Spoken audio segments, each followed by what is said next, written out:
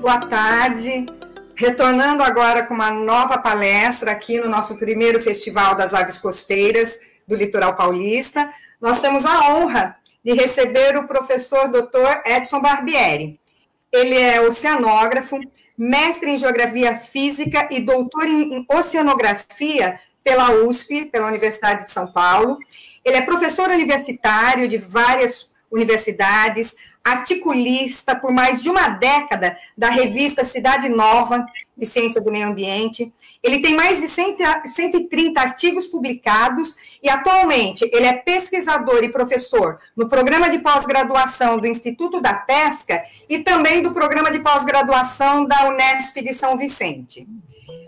Ele também está como diretor do Núcleo Regional de Pesquisa do Litoral Sul e coordenador do curso de pós-graduação do Instituto da Pesca. Ele atua também como colaborador, editor e revisor de vários periódicos científicos pelo mundo todo, além de ter 6 livros publicados. Por 3 vezes, o professor Edson Barbieri ele recebeu o prêmio de profissional do ano do Brasil pela Brasil Líder, pela sua atuação científica na área socioambiental. Isso foi em 2015, 2016 e 2017. Então, professor, é uma honra ter a sua presença aqui abrilhantando o nosso evento. Seja bem-vindo, boa palestra. Ok. Antes de mais nada, gostaria de agradecer muito o convite, né, e dizer que eu também estou muito honrado de estar aqui nesse evento. Eu acho que eventos como esse deveria ter em todo o litoral brasileiro, né, em todas as cidades ou regiões, né, ou praias no Brasil, né. Mas, então, agradeço muito e, mais uma vez, eu já parabenizei o Bruno, a Karina e o Márcio pelo WhatsApp e parabenizo todos vocês, né, agora, no caso, a Mari, né, e todos vocês que estão aí empenhados nessa organização, que deve ter dado um trabalho enorme. Tá ok? Então, é uma honra estar com vocês, sem dúvida, e vamos lá, eu vou falar alguma coisa para vocês, dar uma geral, um panorama geral de aves marinhas, costeiras e aves estuarinas, né? E porque eu sei mais ou menos o que cada um ia falar, né? Então, vou tentar dar um apanhado geral aqui, tá bom? Então, vamos lá tentar aqui compartilhar a tela. Então, mais uma vez, né, estamos aqui nesse primeiro Festival de Aves Costeiras e Limícolas Paulista. Espero que seja o primeiro de vários, né? E mais uma vez, obrigado pelo convite. Tocou principalmente falar aqui sobre as aves marinhas, aves estuarinas, mas eu vou dar um apanhado geral de quem são principalmente as aves marinhas, né? Passando pelas aves costeiras, aves de praias, aves limícolas, né? E dar uma geral, mais ou menos, né? Então, a definição, praticamente, de aves marinhas, né? Aves marinhas são animais que se adaptaram à sua vida ao ambiente marinho, que dependem do mar para se alimentarem e passam a maior parte de sua vida no ambiente marinho. Então, essa é a definição clássica de aves marinhas, né? E aí a gente pode dividir essas aves marinhas em aves oceânicas, que são os albatrozes, petréis, as costeiras, fragatas, trinta-réis, gaivotas, e as aves de praia, ou as limícolas, né, que são os trinta-réis, os maçaricos e as batuíras, né?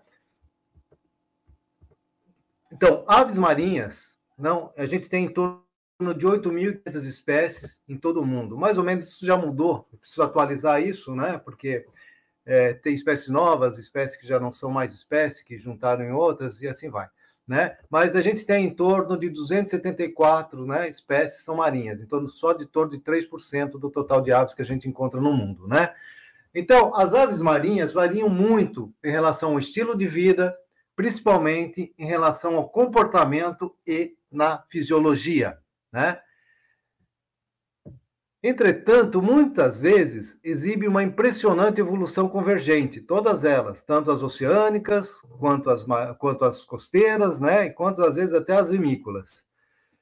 Já que os mesmos problemas ambientais e nicho de alimentação resultaram em adaptações semelhantes para todas essas aí que a gente está falando, tá? As costeiras, oceânicas, né? Então, as primeiras aves marinhas evoluíram no período Cretáceo, né? As famílias modernas de aves marinhas surgiram em torno do Paleoceno, em torno de 65 a 53 milhões de anos presente, né? Para a gente ter uma ideia, são as primeiras aves, né? Dentro da evolução, né? Em geral, as aves marinhas vivem mais tempo e têm menos filhote do que outras aves. Isso é uma importante diferença se a gente começar a falar das aves, por exemplo, dos passariformes, né? Os passarinhos, né? As aves de florestas, né? Porque elas investem muito tempo na criação do filhote, tá certo? Então, aves marinhas, algumas delas podem viver até 81 anos, que é o caso do albatroz, né? Diomedex zulas. A gente tem registro de uma ave como essa com 81 anos de idade, né? Então, é um bicho que vive bastante, né? Algumas gaivotas, por exemplo, podem viver 20 anos, né? Pinguim 15 anos, e assim vai. Então, aves marinhas são K-estrategistas. Em ecologia, K-estrategista, a gente fala que são aqueles indivíduos, né, que são hábeis competidores, são muito competitivos, né?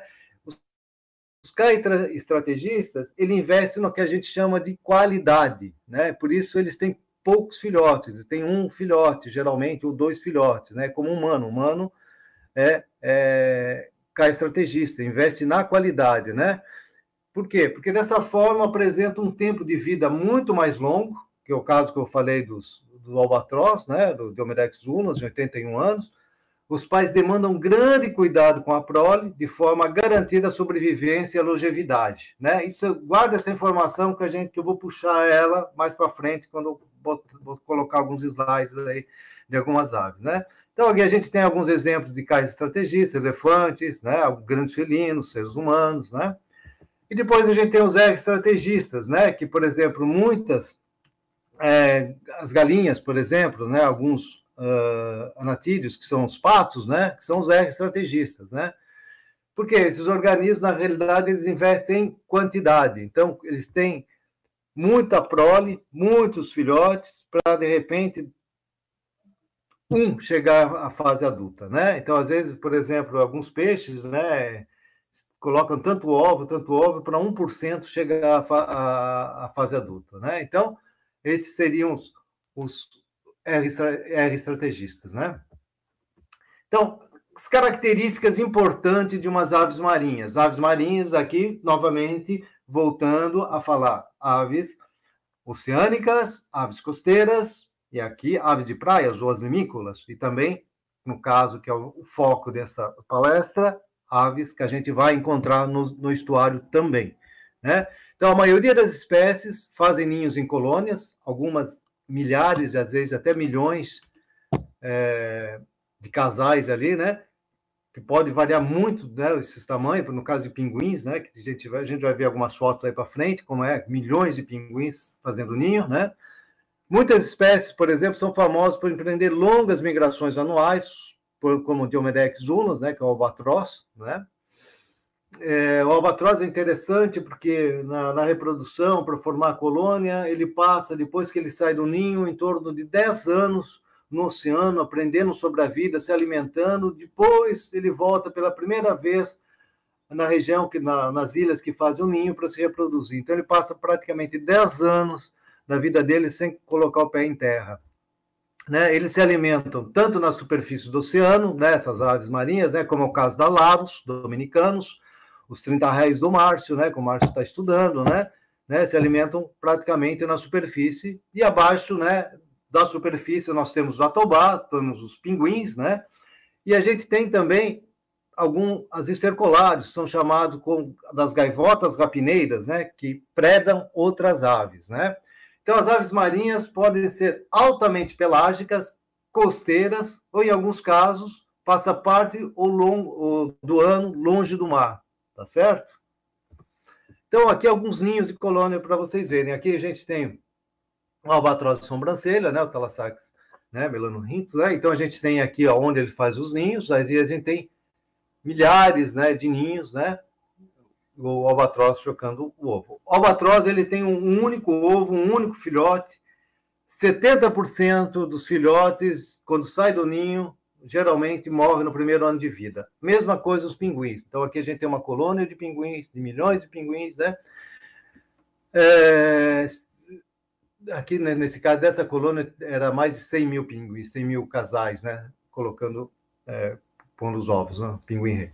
Esse daqui é o albatroz viajeiro, o Diomedex zulans, né? O albatroz errante, tem uma envergadura em torno, envergadura dessa ponta até essa, em torno de 3,80 metros, centímetros, quase 4 metros, né? Então, asas extremamente longas, né? Esse é um animal que ele, quando ele chega na colônia, coloca os ovos, dele chegar, fazer o casal, fazer a corte, formar o casal, montar o ninho, colocar os ovos, chocar esse ovo, depois que chocou o ovo, alimentar o filhote, até o filhote sair do ninho, todo esse período de reprodução demora em torno de 13 meses. Né? Então, ou seja, mais de um ano. Isso significa o quê? Que essa ave tem uma estratégia de procriar ano sim, procriar ano não. Lembre-se do que eu falei, que o albatroz só tem um único ovo, um único filhote, né? E muitas vezes 70% morre no primeiro ano. A mesma coisa com os pinguins, né? 70% dos filhotes que saem no primeiro ano de vida, que sai para o mar, que sai para a vida, acaba morrendo. Aqui a gente tem uma ave costeira que vocês veem muito aqui em São Paulo, que é quem? É o atobá, né? O atobá, a gente tem um dimorfismo sexual, por exemplo, geralmente as fêmeas são maiores, né? Os machos menores, e os machos têm um olho azul, né? E aqui a gente tem o atobá marrom, né? Que a gente tem aqui na costa, né? Entra no estuário também para se alimentar. Aqui em Canané, no estuário de Canané, a gente vê muito se alimentando aqui. Esta é um estercolários, ou gaivota rapineira. Come muitas externas, né? Ela vai para cima das externas, dos 30 réis, vamos dizer assim, né? Ela preda esses 30 réis. Então, geralmente no estuário aqui, elas aparecem, né? Nos bancos, onde formam bandos de mais de 2.000 talaceus acufravidos, né? Que é a externa, a 30 réis de bico amarelo, né? Que a gente tem aqui. Então, às vezes, dentro do estuário, ela entra para se alimentar, para predar esses 30 réis. Então, são chamadas de gaivotas rapineiras, ou seja, comem outras aves, né? Come carcaça também, animal morto, peixe morto na praia, né? São bem generalistas também, né? Então, essas aves marinhas, essas aves costeiras, essas aves que a gente encontra no estuário, ou mesmo as próprias aves de praia, né? Elas têm que ter algumas adaptações à vida do mar, né? Então, ela possui várias adaptações fisiológicas e morfológicas, né? Então, a primeira coisa que a gente vê, a adaptação morfológica, é o tamanho das asas, né? Então, o que a gente tem? Por exemplo, as aves marinhas, as aves oceânicas, têm uma envergadura muito grande, como a gente já falou, dos albatrozes, né? Então, a morfologia da asa foi moldada pelo nicho que uma espécie ou família evoluiu. Isso é importante, né? Evolutivamente falando e até ecologicamente falando. Né? Então, observar a forma e o tamanho de uma asa, então um pesquisador ou um observador de ave, né, ele pode simplesmente identificar, saber, né, o comportamento da alimentação e se são pelágicas ou se são costeiras, ou se são, muitas vezes, vamos dizer assim, marinhas, de praias, ou que a gente pode encontrar em estuário, ou ela está né, ou se alimenta longe da praia ou ali na praia. Então, a gente pode, pelo tamanho das asas, a gente pode verificar isso, né? Então, as adaptações à vida do mar, a gente vai ver que asas mais longas são típicas de espécies pelágicas, como os albatroz, enquanto as espécies que mergulham têm asas mais curtas, como os atobás, como as alcas, como, por exemplo, os próprios pinguins, que eles têm nem asa, eles têm. O que os pinguins têm são aletas, né? Ou seja, as asas se transformaram em aleta, né? Conforme foram evoluindo, né? Então, o pinguim imperador, por exemplo, eles podem mergulhar e chegar a uma profundidade de 400 metros de profundidade. Então, é um bicho muito interessante, né? Então, as aves marinhas, né? Também quase sempre têm o quê? Pés palmados, com membranas interdigitais, para ajudar o movimento na superfície, né? Bem como auxiliar no mergulho, né? No caso de alguns pufinos, né? Que eles utilizam, né? As membranas interdigitais, esses pés palmados, para impulsionar também e se aprofundar, né? Depois os procellariformes, que mudou o nome, que hoje é tudo secuniforme, mas alguns ainda preservam os nomes procellariformes por causa de publicações, tem muitas publicações a respeito, então a gente sempre coloca procellariforme, mas sempre chamando a atenção que mudou, agora é tudo secuniformes, tá? Possuem células muito olfativas, né, muito desenvolvidas, né, que são usadas para encontrar alimento, amplamente distribuído no vasto oceano que a gente vai encontrar, e provavelmente para localizar suas colônias, né? Que, por exemplo, esses procellariformes, eles têm um cheiro muito forte, principalmente por causa da grânula pigiana, né? Isso a gente vai falar mais na frente, mas é um trabalho feito na Nova Zelândia, viram que um albatroz, ele conseguiu, na realidade era um petrel gigante, ele conseguia sentir o cheiro, né, a 500 quilômetros, né, de um abatedouro que tinha, né, de ovelhas, então eles jogavam as vísceras no mar, a 500 quilômetros esse petrel conseguia sentir o cheiro, em menos de um dia ele estava lá para se alimentar dessas carcaças. Né? Então, a gente tem o quê? Essas espécies têm narinas muito desenvolvidas, né, com glândulas olfativas muito desenvolvidas aqui. Toda ave marinha, a gente já vai falar, e essas, além de servir, né, para abrigar essas glândulas, né, no caso, olfativas, essas células olfativas bem desenvolvidas, ela serve também para liberar o sal aqui da glândula de sal em cima das duas orbitais, que a gente já vai falar sobre isso já, né? Então, o que a gente tem aqui? As longas asas, que são as adaptações. Esse é o albatroz nariz amarelo, então uma envergadura de em torno de 3 metros. Tanto é que um albatroz em terra, o cara ele quase não consegue levantar voo, né? Então, ele só levanta voo, geralmente é onde eles ficam para fazer os ninhos, são regiões escarpadas, né? Eles pousam na água e têm uma dificuldade muito grande, né? Gastam uma energia monumental para levantar voo, mesmo quando estão pousados. O que é interessante nessa história é que é muito fácil, quando a gente está embarcado, saber que é um albatroz ou que é uma outra ave, porque o albatroz ele nunca bate a asa, né? É impressionante, você vai ver ele sempre planando, sempre buscando as componentes do vento, né, para ganhar velocidade. Então, aqui só um diagrama para a gente ver rapidinho, né, a questão da velocidade. Então, a gente vê aqui um albatroz, né, a velocidade que ele chega, né, em relação, né, a mais de 40 km por hora, né, em cima, né, e aí vai, 40 metros por segundo, muito mais de 40 km por hora, né, tá certo? Então, a gente tem aqui algumas gaivotas em torno de 15 metros por segundo, e depois a gente vê um pombo, né, que em torno de 5, 6 ou 8 metros por segundo, tá? E daí, o que a gente tem aqui é o caso do mergulho, né, a velocidade de mergulho que tem, né, de um albatroz, né, que é quase pequena, porque o bicho não mergulha, ele usa componente. Que, como eu falei, né, voltar, aves marinhas têm os pés palmados, né, como as membranas interdigitais, cadê ela? Setinha? Está aqui, ó, membranas interdigital, esses pés palmados para auxiliar na movimentação na água. Não vou falar muito na pena, mas aqui é importante porque essa glândula de sal é muito importante, então toda ave marinha tem muito desenvolvida essas duas glândulas de sal em cima das orbitais, né? Então aqui, ó, malaros, né, a foto de malaros, as glândulas de sal, né, extremamente vascularizada, né, para retirar o sal da corrente sanguínea desses bichos, desses animais, né? Ele vai chegar até aqui, sair em gotículas bem salgadas aqui pela ponta do bico, né? Toda ave marinha também, ela tem o bico bem desenvolvido, né, para pegar em forma de gancho, como a gente está vendo aqui, né, para capturar presas rápidas e lisas, como peixe, lulas, etc, né? Então aqui, ó, a gente vai ver os bicos, né, extremamente, cada parte desses bicos tem nome, ranfoteca e tal, mas não vou entrar em detalhes, tá? Mas aqui a gente vê bico em forma de gancho, então a gente vê que ele é adaptado aqui, de bicos fortes em forma de gancho, né?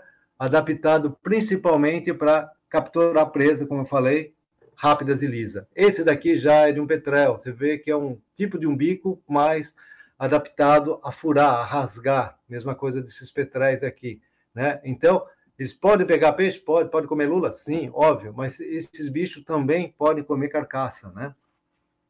Aqui no caso, aves costeiras, tanto aqui, por exemplo, a fragata quanto a sula, que estão aqui, né? Que a gente tem também a mesma coisa, olha, bico grandes, né?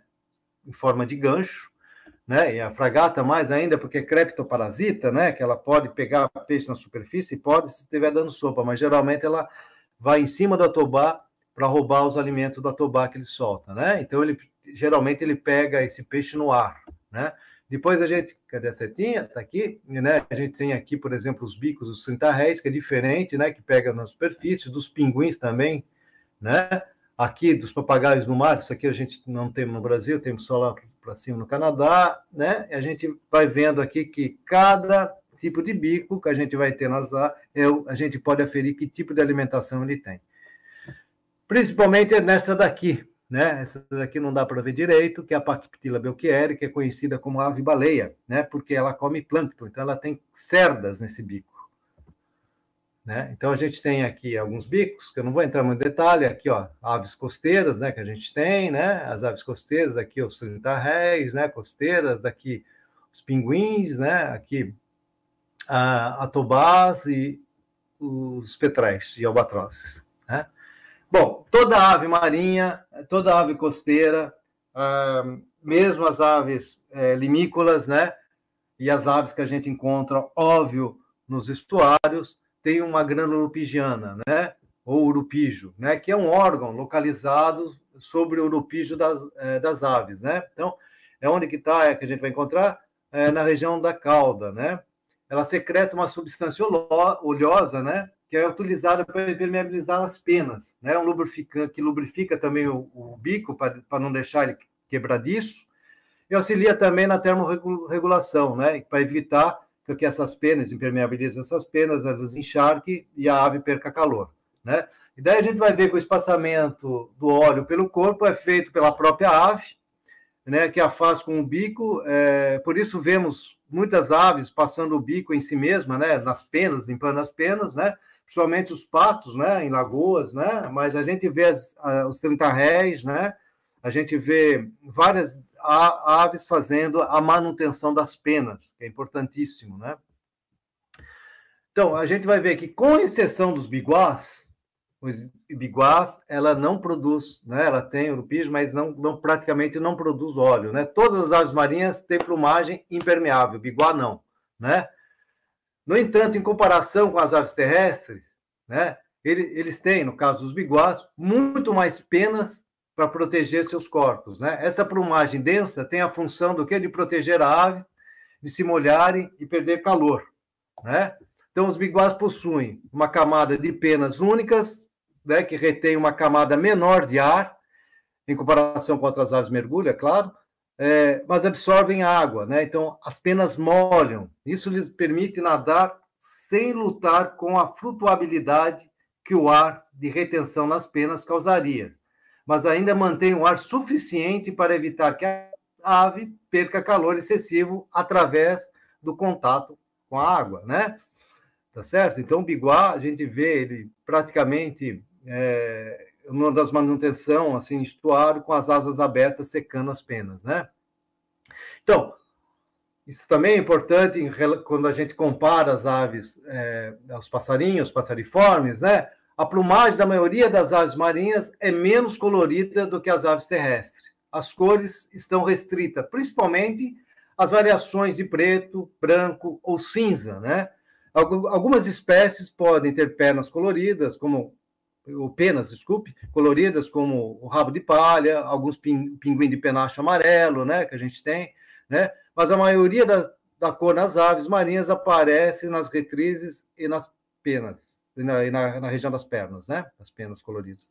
Então, a plumagem das aves marinhas evoluiu, em muitos casos, para ser uma camuflagem, tanto defensiva, em ambos os casos, reduz a visibilidade no mar, e agressiva no caso de alguns petréis, né, que são, ou de alguns estercolários, que são marrons ou pardos, né, para se alimentar à noite e capturar outras aves.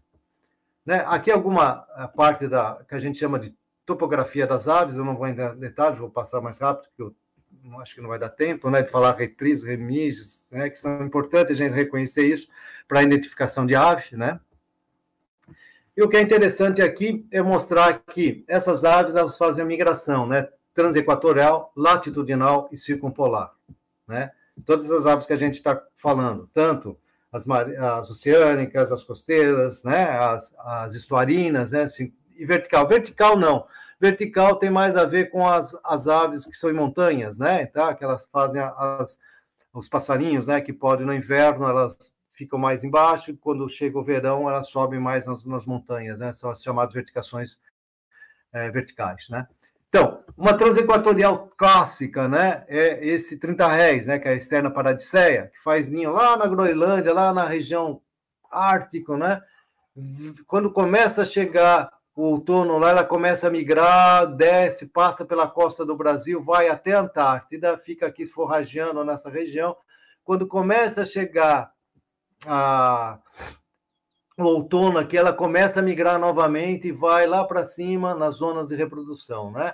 Então eu brinco que essa ave não gosta da noite de jeito nenhum, né? Porque aqui, por exemplo, no verão, quando ela se reproduz, praticamente tem 1 hora, 2 horas no máximo de noite. E aqui na Antártida a mesma coisa, né? Então ela faz. Mesma coisa aqui, né? Que nesse caso, né? Cupufinus tenirostris, né? Que faz a migração transequatorial, né? Chega aqui na região da Tasmânia, né? Ele sobe, ele vai se alimentar, forragear, né? No hemisfério norte e desce, só para vocês terem uma ideia, né? Depois a latitudinal, que algumas espécies simplesmente elas mudam de latitude na migração, vem para a latitude maior, sobe para latitudes maiores, né? E depois desce para latitudes menores. A mesma coisa, né? Para o sul, né? Tem algumas que espécies daqui que procriam aqui, vêm aqui se alimentar e depois descem, né?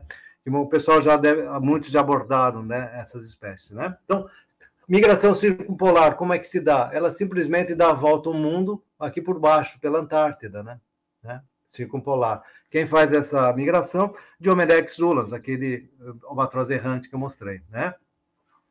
Então, praticamente, existem 4 tipos básicos de estratégias alimentares, ou guildas alimentares relativas à alimentação no mar.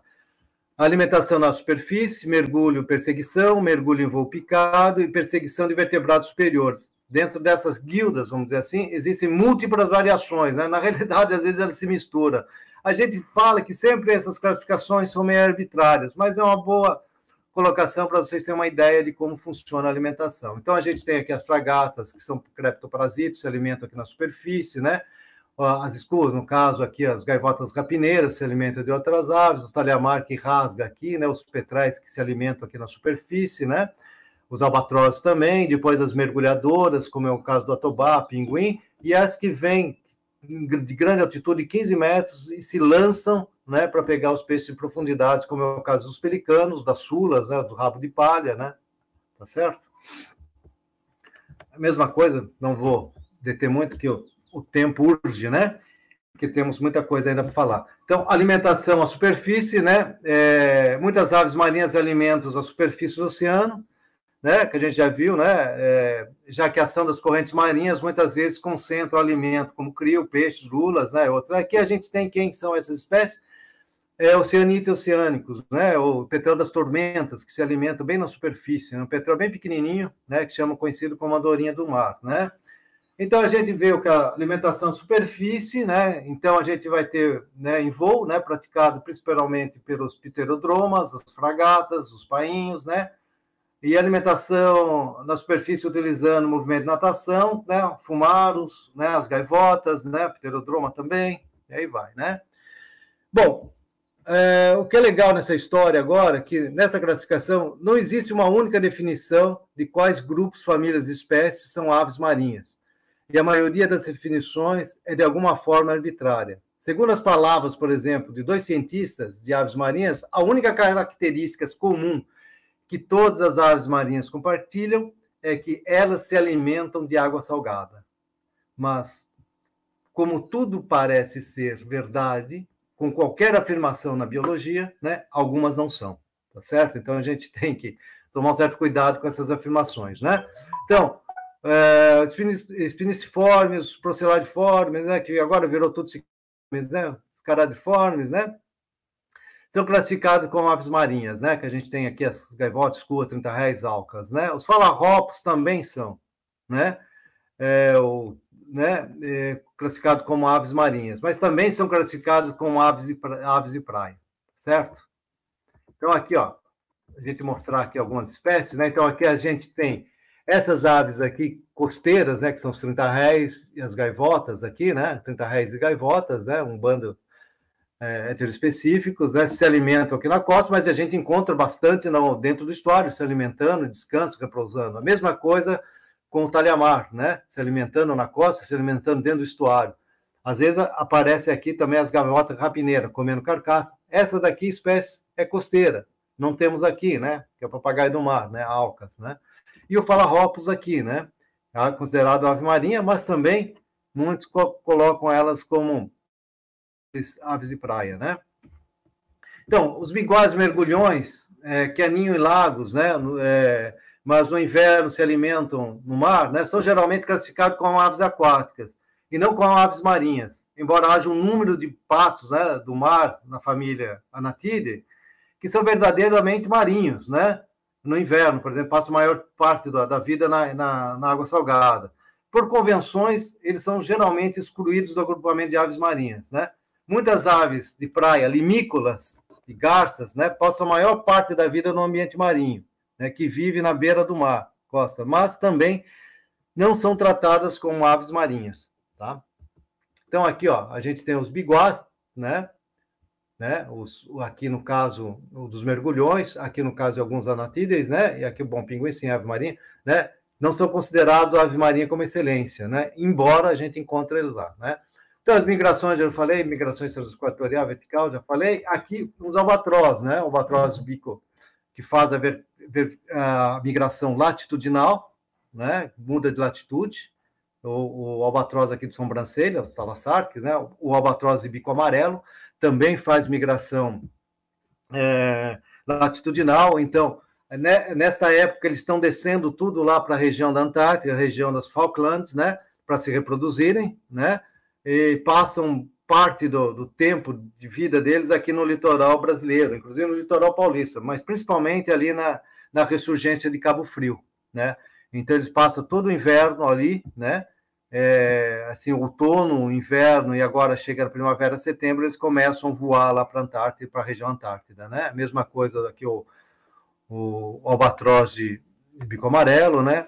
Aqui, no caso, aquela Diomedex zulans que faz e todos esses albatrozes têm problemas, por exemplo, com a questão da pesca, né? Que muitos são presos, são pescados incidentalmente com espinhéis, né? Então, a população deles diminuiu muito por causa disso, eu não vou entrar nesse detalhe. Aqui tem os petréis, né? O petrel gigante, que também aparece aqui durante o inverno, né? Aqui um filhote, para a gente ver bem, né? Aparece aqui. E tem um único ovo, a mesma coisa, com grã urupija, né? Onde ele faz um ninho, praticamente um baita frio na Antártida, faz um ninho na Antártida e em cima de seixos, né? Aqui, ó, um petrel, a gente viu aquele petrel mais esbranquiçado, esse mais esbranquiçado, mais começando a ficar pardo. Esse já é um adulto, bem pardo, né? A cor bem marrom. Por quê? Porque esse petrel se alimenta de outras aves também. Então, ele come o que tiver. Então, quando você está observando ele em alto mar, quando assim, puxando rede e tal, enche de ave, quando ele chega perto, os bichos somem todos. Aqui é a mesma coisa da pomba do cabo, né? É um petrel. Aqui é um outro petrel que é fumaros, né? Onde faz o ninho. Essas daqui já fazem o ninho em tocas grandes, de 1,80 m de profundidade, né? Com um único ovo e tal.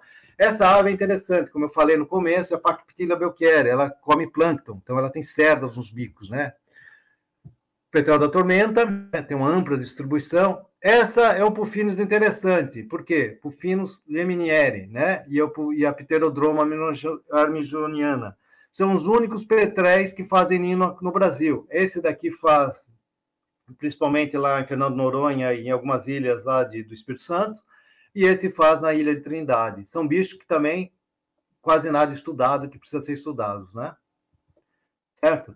Então, algumas considerações que a gente sempre gosta de fazer, que em torno de 66 milhões de aves faz algum tipo de migração, né? No Brasil, a gente recebe anualmente 160 espécies de outros países. E essas aves, elas precisam ter habilidade para voar, ter uma longevidade, como eu falei no caso de uma que tem 81 anos, homotermia, manter a temperatura, né? E principalmente por causa das condições ambientais que ela voa, né? E enfrentam, né, nas mudanças de ambiente e mudanças de latitudes. No Brasil, a gente tem as rotas importantes, né, para essas aves, que é a rota atlântica, a rota do Rio Negro e a cisandina, Brasil Central e do Cone Sul, né? Então, aqui a gente tem aqui essas rotas, né? Então, a gente tem a Atlântica, né? Brasil Central, né? Cone Sul, né? Que a gente vai falando. Então, aqui a rota atlântica, né? Quem utiliza essas rotas atlânticas são essas aves aqui, que a gente chama as aves limícolas, que já falaram, né? Que são os calídres e tal, as batuíras, os maçaricos, que elas também entram dentro do estuário. Então, como elas usam esses pontos de paradas nas praias para se alimentar, elas entram também no estuário, né? E utilizam aqueles baixinhos lodosos, arenosos para se alimentarem, né? Aqui o esquatarola, né? O pluviário esquatarola, se alimentando em praia, né? Onde ele faz ninho, faz lá em cima e vem aqui para o Brasil, na costa do Brasil, utilizando a rota atlântica, né? A batuíra de bando, né? Que a gente encontra ela durante todo o ano no Brasil, embora faça a reprodução no hemisfério norte, né? Toda essa parte amarela no hemisfério norte. Durante todo o ano no Brasil, ela não migra, porque geralmente os bichos que ficam aqui não são espécies em fase reprodutiva, tá? No caso do sanderling, também é a mesma coisa, né? Faz ninho lá em cima. O sanderling, na realidade, é Calides alba, né? A gente encontra em toda a costa do Brasil, né? Aqui o Calides canutus, né? A gente só encontra plumagem aqui, na maioria das vezes, dessa plumagem, descanso nupcial. Aqui, essa plumagem mais vermelhado, a gente encontra quando ele está se reproduzindo. Então, a gente encontra essa plumagem quando eles estão chegando em setembro, por aqui, a gente ainda consegue ver. Depois disso, ele começa a perder essa plumagem, começa a passar dessa cor, né? Aqui é onde a parte amarela, onde eles fazem a reprodução, né? Depois, né, desce. E aqui também toda a distribuição das populações, assim, né? Esse é o maçarico pintado, né? O Actites, né? A gente encontra muito aqui no mangue, né? No mangue, né? Então, aqui as pintinhas significa que ele está em plumagem reprodutiva. Mas é uma ave limícola típica, porque ele também encontra dentro do interior do Brasil, dentro dos lagos, dos rios, né, dos charcos. Vira-pedra, mesma coisa, né? Mesma coisa não, vira-pedra está muito mais relacionado ao litoral, né? São aves bem praídas, né? Que se alimentam, né? De anfípodas, né? Que ficam embaixo de pedras, por isso que vira-pedra. Mesma coisa do fucicoles, né? Aqueles fucicoles aqui, né? Que faz seus ninhos lá, né? E vem aqui pela costa do Brasil Central, se distribui da Argentina até aqui em São Paulo a gente encontra, né? A tringa, né?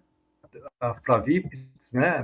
Melanoleuca, essa, né? Ela faz ninho lá em cima, encontramos ela em todo o centro do Brasil, mas também na praia e dentro do estuário, né? Estuarinas, todas elas a gente encontra dentro do estuário.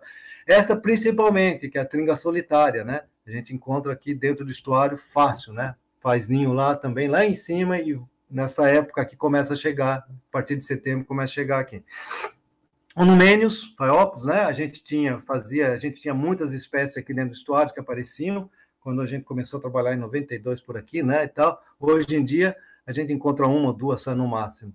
No caso aqui, o Thalaceus, né, o 30 réis, né, o Thalaceus aqui com uma plumagem descanso nupcial, a gente encontra aqui dentro do estuário se alimentando. Esse Thalaceus é interessante, o Márcio está trabalhando com elas, né, porque ela tem dois sítios reprodutivos, e talvez aqui também na Laje de Santos. Então, a gente tem na Patagônia e a gente tem aqui na região dos Estados Unidos, né? Então, são populações que quando chegou o inverno aqui, elas vêm para cá. Chegou o inverno aqui, é verão lá, então uma população vai para cá. Quando chegou o inverno aqui, elas descem para cá. Elas descem para cá. E essa daqui chegou o inverno aqui, é verão aqui, então elas descem para cá para a reprodução. Agora, a gente não sabe se essas populações se cruzam, né? Eu, pelo menos, não conheço nenhum trabalho ainda dizendo sobre isso, né? Isso seria interessante estudar se essas populações que vêm para o Brasil e essas que reproduzem no Brasil têm a ver com as populações daqui. Daí tem que fazer ver o nível de DNA o que acontece. Mas é um trabalho que seria interessante. Né? O caso Pufinos, não vou falar sobre ele, já falei sobre ele, né? Praticamente isso aqui é uma avezinha pequenininha da Orinha do Mar, só para vocês terem ver a distribuição. Ele chama Petrel da Tormentas porque quando é o vento em torno de 250 km por hora, esse bicho ainda está no ar voando. A distribuição dele praticamente em todo, né? A gente aparece, essa ave também é um petrel que aparece às vezes aqui na Costa Morta. Todas essas aves oceânicas que a gente fala, dificilmente a gente vai ver voando por aqui, a gente vai ver elas mortas, né? Tá certo? Então, é a mesma coisa, por exemplo, o que é o diferente dos estercolares. Ela entra no estuário, elas vêm para a praia, porque elas vêm atrás dos 30 réis para se alimentar das gaivotas pequenas. No caso da estercolar do Anticaudes, né? Que a gente chama de gaivota rapineira, né? A da parasítica, a mesma coisa, né? Parasíticos vêm aqui também, ficam aqui se alimentando, faz a reprodução lá em cima e vem aqui embaixo se alimentar. Né? O Pluvialis dominica, né? Que a gente vem pelo Brasil, por Costa do Brasil Central, mas a gente encontra ela na Ilha Comprida. Então significa que ela desce para cá e depois ela começa a se deslocar aqui mais para o norte do Brasil também, né? Pluvialis dominica, porque até em Itaguá acha ele, né? Isso aqui é um estuário, né? A gente tem uma ilha de barreira, né? Então a gente tem as aves que tem aqui, que são as oceânicas, depois a gente tem as aves costeiras, depois a gente tem as aves de praia, as aves estuarinas e as aves, vamos dizer assim, de água doce, as aves de rio, né? Então aqui um estuário típico com vários baixios lodosos, onde as aves utilizam para se alimentarem, né? Passando rápido aqui para vocês verem a diferença de vários ambientes, né? Água salobra aqui no estuário, água salgada, oceano aqui, estuário aqui, mangue, né? Restinga aqui, floresta, né? Então você vê uma diversidade de aves muito grande. Vou passar rápido isso aqui, né? Não vai dar tempo para falar. Mas isso aqui é só para fazer inveja para vocês, para mostrar onde eu moro. Eu moro exatamente aqui, ó. Bom, vamos lá. Isso aqui é a Ilha Comprida, né? Então, aqui a gente vê as aves, aqui está o estuário está aqui dentro, mas a gente tem essas aves de praia que estão aqui, subiu muito aqui, não dá espaço, elas não têm lugar para forragear. Então, quando elas vão, muitas vezes elas entram aqui em alguns baixios lodosos que ainda ficam expostos, né? Se alimentar, né? Aqui vão passar rápido. Bom, algumas espécies que a gente tem no estuário, rapidinho, né? Por exemplo, a gente tem a Greta tula, né? Que são as garças, né? Com o pé bem amarelo, que se alimentam aqui. Nesse caso, ela está com a plumagem nupcial, né? Tá reprodutiva, né? A garça grande branca, né? Casmerodes albos, né? Que a gente encontra no estuário, se alimentando, principalmente dos baixos lodosos. Tipicamente de estuário, né? A garça azul, né, que se alimenta no mangue, a gente está sempre relacionado ao mangue, comendo nos baixios, e quando a maré sobe muito, descansando nas árvores, aí, ó, se alimentando no baixio, né? Essa daqui é uma invasora que vem, a população, a garça vaqueira, veio desde os Estados Unidos, hoje a gente já encontra ela na Argentina. E todas as aves que eu estou falando, dessas garças, elas se reproduzem aqui, né? E também é um trabalho que precisa ser feito, né, nesses sítios de reprodução dessas aves. Inclusive, essa garça vaqueira se reproduz junto com elas. Mesma coisa da Ardea cocói, né? Que a gente encontra nesse estuário. Isso aqui são tudo estuário, ou seja, que a gente vê em água salobra, mas a gente encontra também em água doce, mas a gente encontra também muitas vezes na praia. Mesma coisa do colhereiro. Eu tenho aqui os dados da distribuição, preciso publicar esse trabalho urgente, né, desse colhereiro aqui no estuário, né? Então a gente tem bastante, principalmente no verão, no inverno diminui muito a população, a gente não sabe nem para onde vai, né? A gente não sabe se esses colhereiros são do Rio Grande do Sul, são do Pantanal, de onde eles vêm. Mas é interessante, tem bastante aqui, né? Então, são estuarinos, porque a Lagoa dos Patos também tem bastante, e aqui também, né? Passando rápido. Aqui o biguá, típico do estuário, típico de rio, na Amazônia tem, tipo de lago Ibirapuera tem, e que também a gente encontra ele atrás dos barcos de pesca. Aqui nesse caso, como eles não têm a grana do pijama, como eu falei, eles ficam em árvores ou em cercos, secando as penas, né? Porque as penas encharcam. Mesma coisa dos guarás, né? A gente fez um trabalho com eles aqui, já publicamos e tal, faz ninho aqui, se alimenta principalmente quando a maré baixa, né? A maré vai subindo, subindo, daí eles mudam os sítios de reprodução. Isso é um trabalho que poderia ser interessante fazer, né? Ver as preferências de habitat dessas aves. É que eu não tenho perna, não tenho tempo. É só para mostrar que aí tem um marrom aqui que vai mudando a cor. Essa é um pato que a gente tem no estuário, mas mais relacionado à água doce, Cainena mochata, a população dele diminuiu muito por causa da caça, né? Um bicho que está em perigo de extinção, inclusive. Depois tem os anatídeos, os marrecos, né? Embora sejam de água doce, a gente encontra muito dentro do estuário, por quê? Porque eles se alimentam aqui nessa região assim de lagoas e lagos. Mesma coisa aqui do Jaçanã, né? Relacionado à água doce, se alimenta de insetos, mas à medida que a maré baixa, eles seguem, né? À medida que a maré sobe, ele vai subindo, né, no lugar de água doce. Então, ele faz uma dinâmica interessante, se alimenta principalmente. Mesma coisa do socó mascarado, né? Ela aqui tem bastante, faz ninho, né? Precisa ser típico de estuarino, típico de mangue, né? Mas a gente encontra em água doce. Essas daqui são as galinhas d'água, né? Típica do que de água doce. Essa daqui é o socó, não. É típica também de água doce, mas a gente encontra no estuário e às vezes a gente encontra até na praia se alimentando de peixe. Por quê?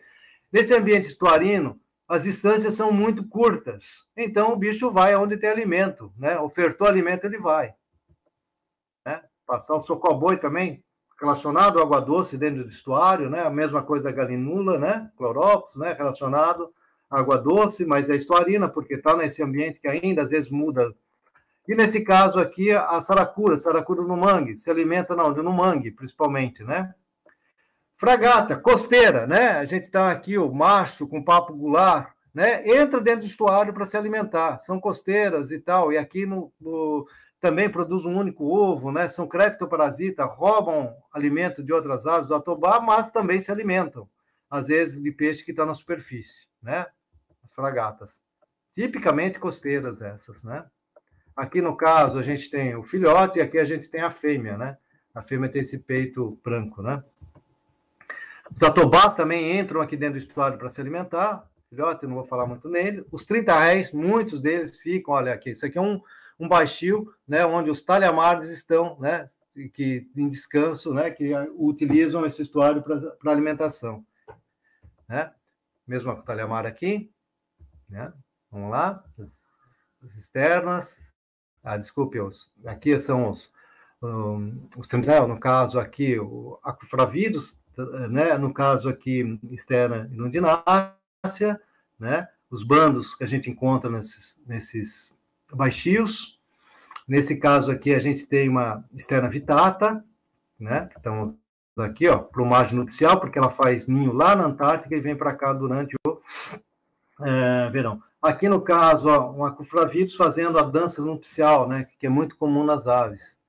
Isso aqui, externa irundo, começa a aparecer agora, né? Ela vem lá do hemisfério norte. Trudô vem do sul, mas aparece por aqui. Né? No caso, trudô com larvos maculipenes, também dentro do estuário a gente encontra. Essa pode aparecer para cá. Eu vi uma vez só, que é a Paradiceia, né? Aquela que eu falei das migrações. Né? E nesse caso aqui são o quê? Os filhotes dos larvos dominicanos. Né? 1, 2, 3, né? Para vocês terem uma ideia da reprodução das larvas. A distribuição da larvas vai desde a Antártida até o limite norte, que é no Espírito Santo. Né? Tem bastante aqui. Estercolários, capineiras, né? Os estercolários, que a gente encontra no estuário também em cima das aves de praia. Estercolários pomarinos, mesma coisa, né? Se alimentando aqui num baixio, né? Ela pousou aqui, os 30 réis sumiram todas de perto. Essas aqui são aquelas ocorrências que podem acontecer no caso da gaivota de Franklin, né? A primeira ocorrência aqui em São Paulo e tal, que a gente fez, né? A mesma coisa do anos minutos, né? A gaivota de cabeça cinza também, tudo dentro do estuário, falarrópos dentro do estuário, né? Assim, e aqui são as espécies que a gente precisa estudar melhor, né? Essas daqui, principalmente, que é a batuíra, né, de colheira, que no caso, né, tem poucos estudos, acho quase nada, né? A gente tem no estuário também, se alimentando, certo? Bom, eu vou passar mais rápido, eu já falei sobre essas, porque já passei do horário, tá? Né? Então, aqui a gente tem todas, e as limícolas também, que eu acho, são todas essas limícolas aqui, que a Karina já deve ter falado para vocês, eu não vou bater muito nelas, né? Eu também já passei do tempo, né? Não deu tempo de falar tudo, tá? Já falei sobre elas, né? Eu ia falar mais coisa, mas tudo bem. Mas o que eu quero mostrar para vocês é isso só, né? Que essa região ela tem uma diversidade muito grande de ambiente que propicia uma diversidade grande também das aves, né? Desde as que a gente chama de limícolas, desde praia, desde costeiras, oceânicas que a gente tem. Então, é um local excelente para observador de aves, né? Eu lembro quando eu estive na Irlanda, há muito tempo atrás, quando fazia o doutorado ainda, né, com o meu orientador lá, daí tinha o Neil, ele tinha 9 anos, hoje já tem doutorado, né? Ele sabia mais de ave do que eu, porque todo mundo lá na Irlanda tem essa tradição, desde criança de 8 anos até senhoras de 80 anos, de observar aves, né? E eles são muito importantes, né?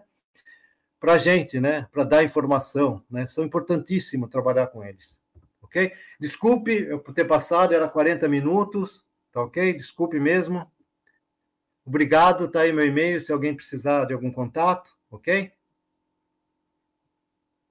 Beleza? Perguntas?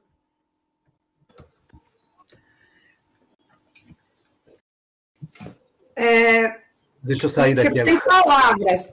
Fico sem palavras para, né, agradecer a brilhante apresentação que você fez, Edson. Nossa, foi cativante. Eu fiquei encantada do início ao fim, com tantas informações, e, mais uma vez, uma honra tê-lo conosco. Bruno? Desculpe não ter excedi o horário, achei que dava tempo, não deu. Tá, eu vi aqui, depois deu um apito aqui, eu falei, 40 minutos já foi. Não, mas está dentro do horário, até às 18 horas, o tempo é nosso. Ok, então... Está dentro. Não, sem for falar sobre... respeito, não respeitar o horário, daí, bom. Ok. Não, aqui estamos em casa. Se a gente for falar sobre elas, tem que ser cursos, né, para falar sobre as aves costeiras, tudo. Assim, eu dou um curso, né? Vocês espero que vocês façam, né? Eu acho que vem eu vou dar um curso. Se tiver, não deu.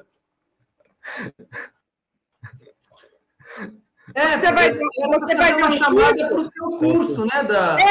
Isso que eu ia falar.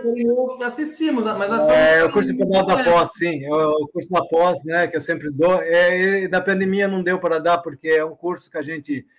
não é só teórica, vai a campo, vê o bicho, então você tem que ter contato, não dá para dar um curso assim, né? Então, não sei se você me entende. E aí, vocês aí, eu vi que o pessoal foi para campo, levou uma molecada, pintou, fez umas coisas lúdicas, umas coisas legais, né? Com a pandemia não dá para fazer nada disso, vocês até conseguiram, né? A pandemia diminuiu, mas o ano passado, por exemplo, eu tive que dar uma aula também de ecologia de estuário, que eu diria que foi uma das piores aulas que eu dei na vida. Tem 2 vítimas aí embaixo. Não, é o que a situação exige. Não, foi ótimo. Foi muito a ideia era transferir um pouco daquela tua aula para cá não, hoje. Cara, não dá. Era isso mesmo. Bom, aqui o Edson falou, estamos o Márcio, a Karine e eu, somos suspeitos do Edson. Não é só o professor, para a gente é um amigo muito querido. Todo mundo com quem a gente faz piada é porque a gente gosta da pessoa. A gente vive zoando um com o outro o tempo todo porque a gente gosta de coração. Tem um carinho. Obrigado. Muito, para nós é mais do que um professor, é um amigo muitíssimo querido. Vou passar para o Marco, que nós temos um pouco tempo, mas já agradeço, Edson. Eu também... Tem alguma pergunta? Então, Edson, não tenho aqui pergunta. A Dária está até perguntando no chat, mas ainda não chegou pergunta. O pessoal anda tímido nas palestras, eles não estão perguntando muito. Tem comentário, mas poucas perguntas. Tem bastante comentário agradecendo. E aí eu também faço a vez de agradecer aqui, né? É sempre um prazer poder escutar e assim, até a gente tem muito orgulho, né? A gente conversa bastante, Bruno, Karina, de fazer parte, né, dessa... Hoje eu sou aluno de doutorado sobre orientação do Edson, né? Então, com os 30 réis, o projeto acabou me levando para um caminho tão bacana que a Karina me apresentou e hoje eu tenho esse orgulho de ser aluno do Edson. E espero a gente poder fazer bastante coisa aí com relação aos 30 réis. E a aula de hoje foi uma baita aula, né? Acho que... Travou, Márcio. Para quem não tinha... Eu não sei se... Para quem não tinha dimensão de aves marinhas, costeiras, estuarinas, eu acho que hoje deu para encantar, como muita gente falando aqui no comentário, né? Surpresa com essa diversidade, com essa variedade. Então, queria te agradecer e dizer novamente que é um orgulho. O pessoal não tem ideia. Não tem ideia. Obrigado. Obrigado. O Brasil se especializa muito em aves de mata, né? Mas é isso.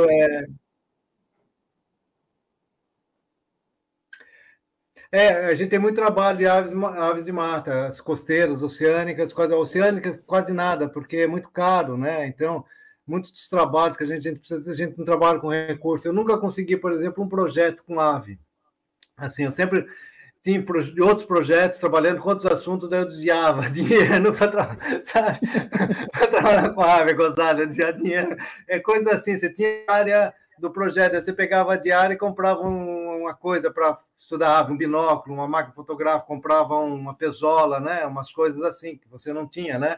Do projeto, né? Então, você ia se virando mais ou menos assim, né? Mas porque é difícil, é complicado, né? Então, e aves costeiras ainda dá, mas aves marinhas é complicado. Você tem que embarcar, ficar às vezes dias no mar, né? Eu já fiz muito disso, né? Ainda faria, né? Mas eu teria que, de novo, né? Como você vai passando o tempo, tem tanta coisa para fazer, e daí você... Mas eu estou esperando a visita de vocês. Pois aqui. A gente tem que ir para aí. Agora com esse abrandamento, a gente espera aí da pandemia, a gente precisa se ver mais, com certeza. Gente, eu não quero interromper o papo de vocês, fico morrendo de dó, mas o nosso tempo está se esgotando, porque na continuidade nós vamos ter a palestra com o nosso amigo Miguel Magro, né? Que também vai chegar com um tema muito bacana. Eu vou ver aqui. Gratidão, Edson. Legal, muito bom ter você. Obrigado. Obrigado, Edson. Obrigado, viu? Valeu.